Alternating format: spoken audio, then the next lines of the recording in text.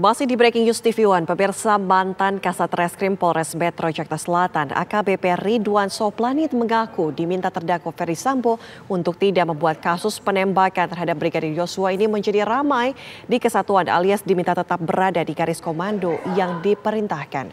Ridwan menjelaskan meski ia dan juga timnya yang saat itu ditugaskan untuk menggelar olah TKP, namun ternyata pihaknya sudah didahului tim dari Div Biro Provos suruhan Ferdy Sambo. Iya kan? Saat itu langsung saya keluar. Keluar bertemu dengan saudara? Dengan Baradae. Baradae, oke. Apa yang saudara lihat?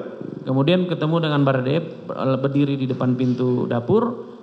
Yang duluan menyampaikan itu Pak FS. Nah itu Richard, saat itu dia nggak bilang Baradae. Dia bilang itu Richard yang tembak-menembak, dari dia itu yang berdiri dari atas tangga. Kemudian saya tanyakan ke dia, betul kamu yang tadi tembak menembak kamu di atas tangga itu? Siap komandan. Cukup dia menyampaikan itu, kemudian saya langsung meninggalkan dia karena saya harus langsung menghubungi tim olah TKP dan melaporkan pimpinan. Persis di sebelah rumah itu ada taman dari area TKP sendiri. Oke. Jadi saudara kan tadi menyampaikan saudara pada saat itu sedang istirahat. Betul. Kamar saudara dengan rumah saudara kan menempel dinding ya? Betul yang mulia. Bersebelahan persis ya? Jadi itu ada urut-urutnya yang mulia. Dari kalau kamar saya, kemudian ada kamar mandi, setelah kamar mandi kemudian ada jemuran. Jemuran saya dan jemuran mereka juga. Jadi ada rongga. Oh, ada rongga lah ya. Setelah itu setelah saya masuk TKP ternyata itu ada kamar para ajudan. Nah, kemudian kamar ajudan, kemudian ada ruang keluarga sebelah atas, dapur sebelah bawah. Ada lapis dinding lagi. Kemudian setelah itu ada ruang akuarium ikan, kolam ikan. Baru masuk ke titik itu TKP itu titik. Memang saudara tidak mendengar atau saudara lagi tertidur? Saya tertidur, yang mulia. Okay. Saya mohon izin yang mulia, saya menyampaikan tambahan. Sebelum Jumatan dan setelah Jumatan memang ramai bunyi petasan memang saat itu. Di komplek Polri dan di sebelah komplek ada tempat komplek sipil, bukan komplek Polri. Saat itu. Kan itu sudah lewat bulan puasa. Masih banyak orang main petasan. Nah, itu idul ada ya? Oh. Iya, saat itu idul ada. Yang mulia. Oke. Kemudian saudara setelah itu kemudian pulang. Waktu itu baru saudara yang datang. Saat itu saya dapat menyampaikan bahwa saat itu untuk Polres Jakarta Selatan saya lihat baru saya. Lainnya dari Biro Provos ataupun dari instansi lain di kepolisian ada yang sudah datang? Saya tidak melihat saat di akses saya itu. Oke. Ya. Kemudian saudara pulang? Setelah itu saya tidak pulang, saya menghubungi melaporkan menghubungi olah TKP, tim olah TKP dan melaporkan kepada Kapolres pimpinan saya. Oke. Setelah itu apa yang saudara lakukan? Tetap bertahan di situ atau saudara pulang ke rumah? Saya tetap bertahan. Tetap bertahan. Ya. Sempat berbincang dengan saudara FS lagi? Tidak sempat yang mulia. Tidak sempat. Maaf tadi saya ada kelewatan. Pada saat saya meninggalkan TKP dari dalam untuk menghubungi, Pak FS sempat menyampaikan bahwa ini kamu untuk kejadian ini jangan rame-rame. Jangan rame-rame, jangan ngomong dulu kemana-mana, karena ini terkait dengan aib keluarga, masalah pelecehan istri saya. Itu yang sempat dia tekankan ke saya dengan nada yang agak tegas yang mulia. Kapan dia ngomong begitu? Pada saat di dalam rumah atau sudah saudara keluar dari rumah? Pada saat dalam rumah pada saat sudah saya mau meninggalkan dia. Pada saat saudara mau meninggalkan rumah? Meninggalkan lingkaran TKP ya. Ya, meninggalkan ruangan di TKP itu. Betul ya. Saat itu dia saudara FS sempat berpesan jangan menghubungi siapa-siapa, jangan rame-rame. Ya, jangan rame-rame seperti itu. Konteks jangan rame-rame itu apa yang saudara maknai? Saat itu bagi saya maksudnya jangan menyampaikan hal tersebut di luar dari garis komando, masalahnya ke Kapolres atau kepada itu aja. Saya tidak berpikir. Kemudian saudara memerintahkan pada unit TKP. Saat itu saya hubungi tim olah TKP untuk datang ke TKP dari Polres Jakarta Selatan. Dari Polres Jakarta Selatan. Saudara tidak menghubungi Polda maupun Bareskrim maupun Saya belum menghubungi siapa-siapa. belum menghubungi. Kemudian saudara menunggu. Kemudian saya menunggu. Dan saat saudara masuk maupun saudara keluar dari ruangan itu ada yang masih memegang senjata api di tangan? Saya tidak melihat. Tidak melihat. Saudara sempat cross check nggak sama Audi tadi, sopir saudara? Ada kalian dengar? Ada kau dengar nggak suara tembakan atau apa? Sempat nggak? Setelah kejadian itu ya, maksudnya setelah saudara keluar dari ruangan olah TKP selesai berjalan, Iya. saya keluar, saya tanya, kamu di mana saat itu? Baru saya tanya ke dia, kami standby di pos security dengan security lah, gabung saat itu. Itu udah menjadi rutin kalau dia standby. Oke. Kalian mendengar nggak ada bunyi tembakan? Karena kejadian tembakan banyak di dalam itu, kalian dengar nggak? Kami tidak dengar bunyi tembakan saat itu. Yang jelas kami cuma dengar bunyi petasan saat itu, sampaikan. Tidak ada perbedaan bagi mereka keterangannya seperti itu. Hampir tidak ada perbedaan buat bunyi petasan dan suara tembakan. Ya, bagi mereka. Oke. Kemudian itu 17.35, berapa lama saudara di dalam rumah sampai saudara ngobrol tadi? Kurang lebih tidak sampai 2 menit yang mulia. Kalau saya menghitung mengalir karena tidak berhenti, hanya karena pada saat berhenti dia tepok tembok itu, terus akhirnya dari situ saya putuskan untuk melapor. Saya harus telepon dan melapor pimpinan. Saya langsung mengalir lagi, berjalan lagi, meninggalkan TKP. Jadi tidak lebih dari 2 menit. Sudah terdengar suara adzan maghrib? Saat itu saya tidak mendengar. Pada waktu saudara keluar? Pada saat saya keluar dari TKP? tidak mendengar yang mulia. Tidak mendengar. Saya lupa saat itu yang mulia, mohon maaf. Lupa, oke. Apa yang saudara sampaikan dengan Kapolres? Ya. Saat itu saya melaporkan kepada Kapolres bahwa mohon izin komandan melaporkan ada kejadian peristiwa tembak menembak di rumah, yang TKP-nya di rumah Kadif Propam. Kemudian saat saya barusan dipanggil Kadif Propam, kemudian saat ini saya izin untuk memanggil tim olah TKP dari Polres. Kemudian Pak Kapolres saat itu menyampaikan Pak Kapolres sampaikan, ya sudah, saya saat itu dia lagi puasa dan dia izin untuk dia menyampaikan untuk makan sebentar, nanti dia akan ke situ setelah kegiatan itu ibadah. Oke. Setelah itu saudara perintahkan olah TKP untuk datang. Siap, betul. Berapa lama kemudian mereka datang? Jadi setelah saya hubungi kurang lebih 18.20, sekitar 18.20 mereka tiba. Kurang lebih 20 menit. Olah TKP tiba? Olah TKP tiba. Duluan mana dengan Biro Provos untuk tiba? Iya, dapat saya jelaskan, duluan Biro Provos tiba dulu. Kemudian ceritakanlah. Setelah saudara telepon, kemudian siapa saja yang datang? Iya. Mohon izin yang mulia, setelah saya keluar saya telepon olah TKP. Setelah saya matiin telepon di pinggiran taman, saya lihat Provos langsung mengalir masuk ke garasi saat itu. Saat itu saya lihat Brigjen Pol Beni Ali, kemudian Saudara Beni Ali, kemudian Kombes Susanto, ya, kemudian AKP Dadang, kalau nggak Tatang atau AKP Dadang. Ya. Kemudian yang ada beberapa anggota Provos yang saya tidak kenal saat itu. Oke, datang. Terus mereka langsung masuk atau saudara bergabung? Saat itu saya masih di luar ya. Terus mereka masuk ke area dapur yang saya lihat akses itu. Kemudian tidak lama selang 5 menit atau 7 menit olah TKP saya datang. Saya begitu mau menyampaikan mau ke mereka, ketemu Pak Beni Ali saat itu bilang, Kasat ini udah gimana ini maksudnya? Udah polis lain belum? Saya bilang ini olah TKP saya udah tiba untuk melakukan olah TKP Jenderal. Setelah itu olah TKP saya tiba, tim olah TKP saya langsung sambut di depan garasi. Saya bilang itu saya menerangkan tentang peristiwa itu. Kemudian saya langsung memimpin APP membagi tugas. Nah, kemudian saya kembali memimpin langsung masuk ke dalam dan saya menyampaikan bahwa kami akan melakukan olah TKP berkenan yang tidak ada punya kepentingan, mohon izin untuk keluar dari area TKP saat itu.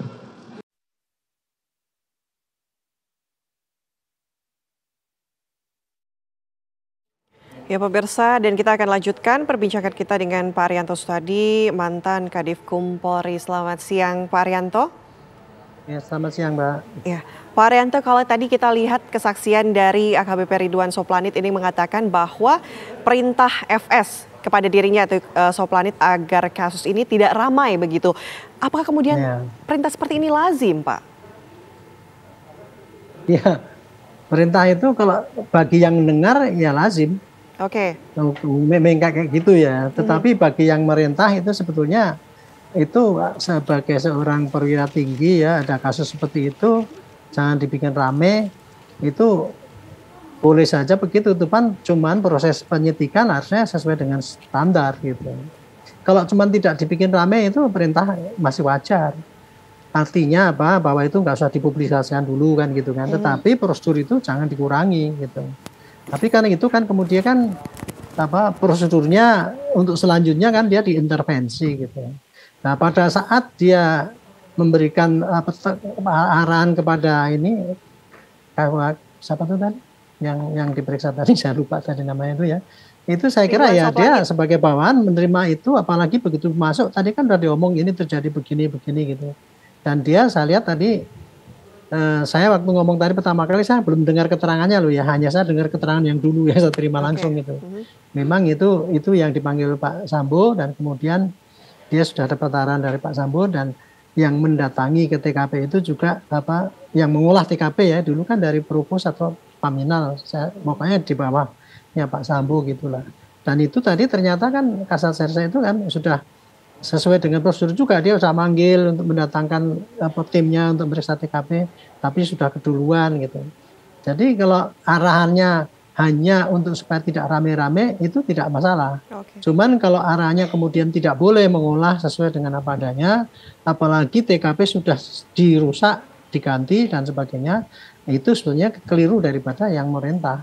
Kalau yang diperintah saya kira ya tidak ada unsur kesalahannya karena emang arahnya cuma kayak gitu doang kan, dan dia juga sudah sesuai dengan prosedur, sudah manggil stafnya mau bikin polis lain dan kemudian memerintahkan orang yang nggak berkepentingan suruh keluar. Nah, adapun nggak suruh rame-rame itu kan hanya supaya tidak dipopulasikan atau apa gitu. Tapi dia toh tetap melakukan tugasnya. Tapi saya tidak tahu bagaimana kelanjutannya kan, itu tadi belum kita dengar bagaimana yang dilakukan.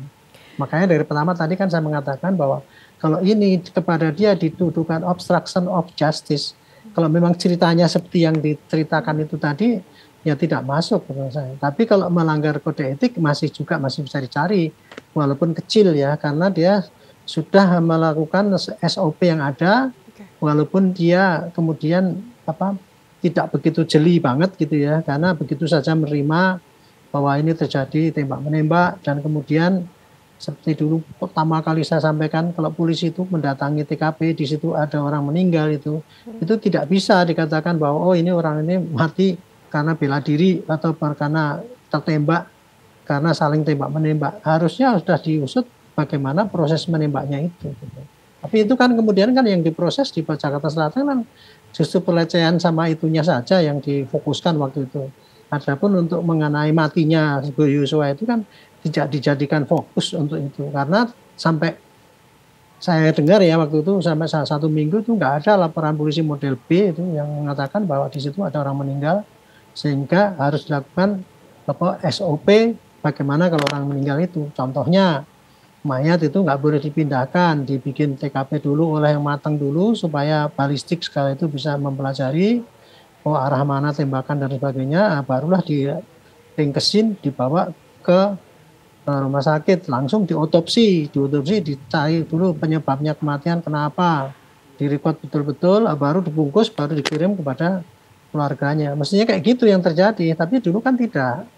Hari pertama, hari kedua sudah langsung dikirim ke keluarganya, dan proses mengirimnya pun di ambulan. Kemarin saksi yang ambulan itu kan juga kelihatan sekali di luar prosedur daripada forensik.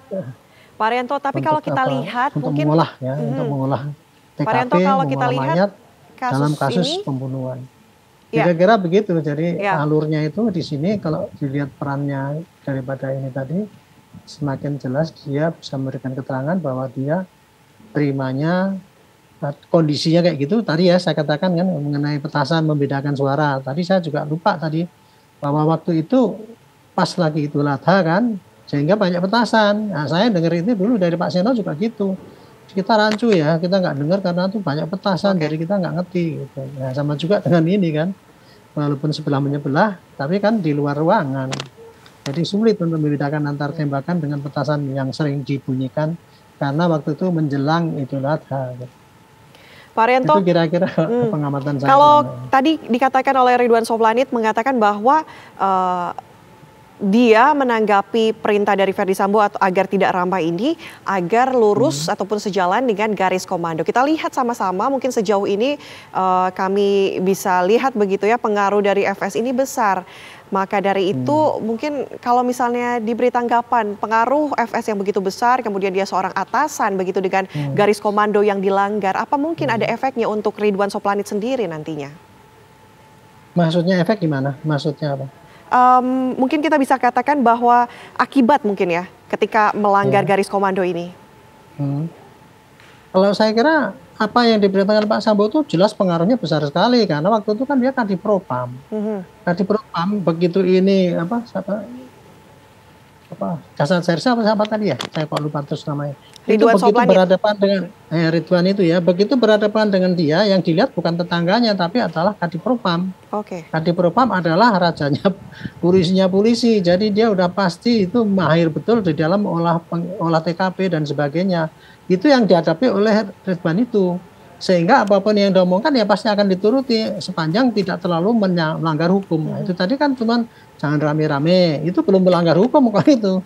Cuman kalau kemudian kamu jangan nyidik, ya itu lain itu. Kalau itu bukan perintah. Dia bisa bantah. Tapi kan perintahnya kan pokoknya ini jangan rame-rame ya, ini karena masalah keluarga saya tolong dilindungi, apalagi dia bikin ini tembak-menembak. Dipikirnya dia udah otomatis tahu tuh bahwa kasusnya kayak gitu. Jadi memang dalam hal ini pengaruhnya Pak Sambo itu besar sekali ya dalam kepada bawahannya ini, walaupun dia bukan bawahan langsung ya, tapi kan pangkatnya kan jauh lebih rendah dan itu karena jabatannya dia pengaruhnya besar sehingga apapun yang diomongkan otomatis akan dituruti oleh itu. Gitu. Tetapi kemudian perintah untuk bahwa ini jangan sampai terungkap kan waktu itu oleh si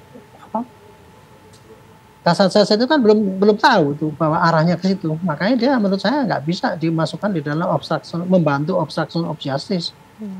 Tapi kalau kode etiknya itu tadi ya masih bisa digali itu. Apakah dia waktu itu ya begitu tahu ya bahwa itu sudah kedatangan penyidik dari Propos dari itu. Kalau dia seorang profesional dia harus mencari apa yang sebelumnya itu terjadi kan gitu, apa-apa yang dihilangkan gitu dia. Tapi saya kira pada saat itu dia nggak akan mungkin dia menembus kuasanya Pak Ferdy Sambo dalam posisi yang waktu itu ya, karena waktu itu posisi Pak Ferdy Sambo kan belum ketahuan bahwa itu yang merekayasa sebenarnya beliau gitu. Dan karena waktu itu baru hari pertama, hari kedua, bahkan sampai hari ketiga pun orang-orang belum ada yang tahu bahwa itu rekayasa itu yang ngarang oleh Pak Sambo sendiri kan itu. Jadi kita juga harus maklum ya kondisi ini anak-anak ini pada saat itu, dan menurut saya sih jangan dipukul rata, diauyah kalau bahasa Jawanya itu dia adalah melanggar karena itu bukan perintah yang kok dikerjakan, itu bukan menurut saya sih. Oke. Pak Arianto, kalau misalnya kita melihat Ridwan Soplanit dan juga alibinya saat terjadi pembunuhan, artinya saat melakukan olah TKP begitu ya, maupun pasca terjadi pembunuhan tersebut, apa sebenarnya yang sebaiknya Ridwan Soplanit ini lakukan agar tetap begitu ya sesuai dengan prosedur yang ada di kepolisian gitu? Ya, dia mestinya ya dia melakukan tugasnya sesuai dengan SOP yang ada. Apabila ada kendala, kejanggalan gitu ya, dia mesti melaporkan kepada atasannya. Cuman sayangnya kan atasannya Pak Kapolres ya waktu itu ya. Iya, betul. Pak Kapolresnya pun juga kena kan waktu kena pengaruh Pak Sambo itu sehingga dia juga berbuat yang tidak benar gitu. Itulah posisi daripada si Ridwan ini tadi. Dia memang dalam posisi yang sulit. Makanya saya selama ini kan saya mengatakan bahwa kasus ini sebetulnya kasus murni, satu kasus tunggal. Kasus tunggal Pak Sambo itu marah betul karena istrinya diganggu sehingga dia merencanakan dan entah merencanakan atau seketika, tapi menurut saya ya sudah bermaksud lah gitu untuk membunuh itunya Joshua. Tapi sayangnya kok ketika habis membunuh itu dia mencoba menghilangkan jejak dengan merekayasa terjadinya tembak menembak, dan gara-gara dia itu menghilangkan jejak itu, dia libatkan semua anggota di bawahnya, di bawah pengaruhnya untuk melanggar hukum semua, ya kan, kayak gitu. Sehingga sekarang kita sulit untuk membedakan antara orang-orang yang betul-betul tahu dan membantu obstruksi atau orang yang karena keadaannya terpaksa dia melakukan tugas semaksimal yang bisa lakukan pada saat itu, gitu. Di sini kita harus memilah-milah ya. Dan di sini juga saya pikir Pak Hakim, Pak Jaksa juga rumit juga untuk membuktikan itu karena banyak orang ini porsinya masingnya beda-beda gitu. Baik. Dan termasuk juga polisi juga sekarang masih mikir-mikir juga kan ini anak-anak yang 90 orang kemarin jadi saksi itu mana yang hanya etik, mana yang ada melanggar pidana dikit. Artinya ini masih terus bergulir ya Pak persidangannya juga ini. Terus akan diperiksa terus. Baik. Pak Arianto, kita harus jeda terlebih dahulu, nanti kita akan lanjut lagi usai jeda, dan pemirsa kami akan kembali, tetaplah di Breaking News TV One.